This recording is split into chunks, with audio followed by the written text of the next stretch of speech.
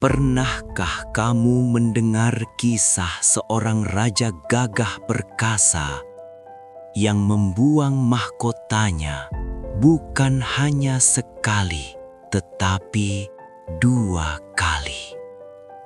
Dalam lembaran sejarah yang penuh darah dan ambisi, ada satu nama yang justru memandang kekuasaan sebagai racun bagi jiwanya.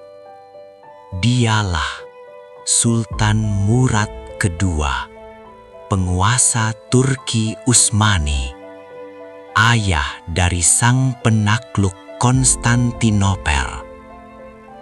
Sementara raja-raja lain rela membunuh saudara demi sebuah tahta, Murad justru berlari menjauhinya.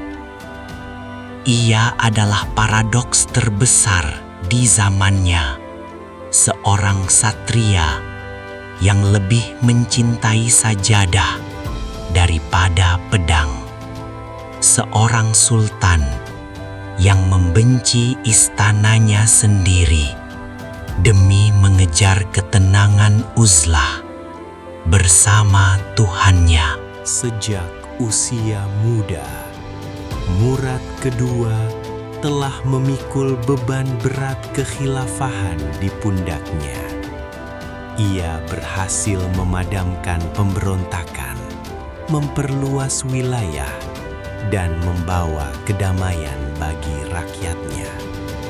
Namun, di balik dinding istana yang megah dan puji-pujian para penyair, hatinya menjerit kesepian. Bagi Murad, tahta ini bukanlah anugerah, melainkan sebuah sangkar emas yang menjauhkannya dari hakikat penghambaan. Setiap keputusan politik yang ia buat terasa mengikis spiritualitasnya. Ia merindukan keheningan. Ia merindukan hari-hari di mana ia bisa menangis di hadapan Allah tanpa embel-embel gelar sultan. Lalu tibalah hari yang mengguncang dunia Islam dan Kristen saat itu. Setelah perjanjian damai dengan Eropa tercapai, Murad II melakukan hal yang tak terbayangkan. Ia turun takhta, bukan karena dikudeta, bukan karena sakit keras, melainkan karena pilihan sadarnya sendiri. Ia menyerahkan kepemimpinan imperium raksasa itu kepada putranya yang masih belia, Muhammad Al-Fatih. "Cukuplah bagiku sisa umur ini untuk beribadah," gumamnya. Ia meninggalkan hiruk-pikuk politik Edirne, memilih pergi ke Manisa, berharap bisa menghabiskan sisa hidupnya sebagai hamba Allah yang biasa, jauh dari intrik duniawi. Di Manisa, Murad menemukan surga yang selama ini ia cari. Tidak ada lagi laporan perang, tidak ada lagi diplomasi yang melelahkan. Hari-harinya diisi dengan zikir, membaca Al-Quran, dan berdiskusi dengan para sufi. Ia merasakan manisnya iman yang sempat pudar tertutup debu kekuasaan. Inilah zuhud sang sultan. Ia benar-benar telah menceraikan dunia. Jiwanya tenang, seolah ia telah menemukan rumah aslinya. Namun, takdir Allah berkata lain. Ketenangan itu hanyalah jeda sesaat sebelum badai besar datang menghantam. Dunia belum rela melepaskannya begitu saja. Melihat Utsmani dipimpin oleh seorang bocah ingusan, musuh-musuh Islam melihat peluang emas. Raja Hungaria dan sekutunya melanggar sumpah damai mereka di atas Injil. Pasukan salib dalam jumlah masif bergerak menuju Varna siap menghapus Utsmani dari peta sejarah. Di ibu kota, kepanikan melanda. Sultan Mehmed II Muda meski cerdas belum memiliki wibawa untuk mengendalikan para pasukan Janisari dan menghadapi invasi sebesar ini. Dewan istana memohon, rakyat menangis. Surat demi surat dikirimkan ke Manisa, memohon sang singa tua untuk kembali mengaum. Awalnya Murad menolak. Ia bersikeras bahwa Mehmed adalah sultan. Hingga akhirnya Mehmed Muda mengirimkan surat legendaris yang memojokkan ayahnya. Jika engkau adalah sultan, datanglah dan pimpin pasukanmu.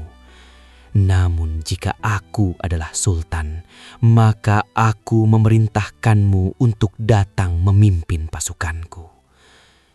Murad tersentak.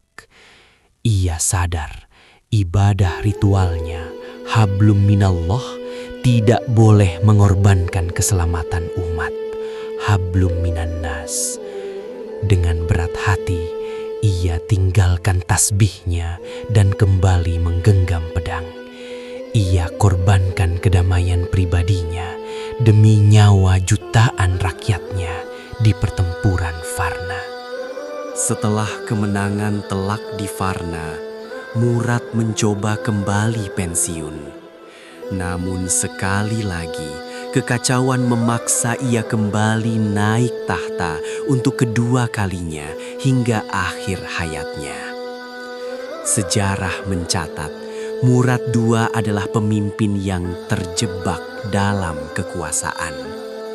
Ia mengajarkan kita bahwa zuhud bukanlah sekadar meninggalkan dunia dan menyepi di gua, melainkan ketika dunia ada di genggaman tanganmu, tapi tidak sedikit pun masuk ke dalam hatimu. Ia memimpin perang, mengatur negara, dan menegakkan keadilan. Namun hatinya tetap terpaut pada akhirat. Tugas negara adalah dikirnya, lelahnya adalah ibadahnya. Ketika sang sultan wafat, ia meninggalkan wasiat yang menyentuh hati. Ia melarang makamnya dibangun megah seperti raja-raja lain.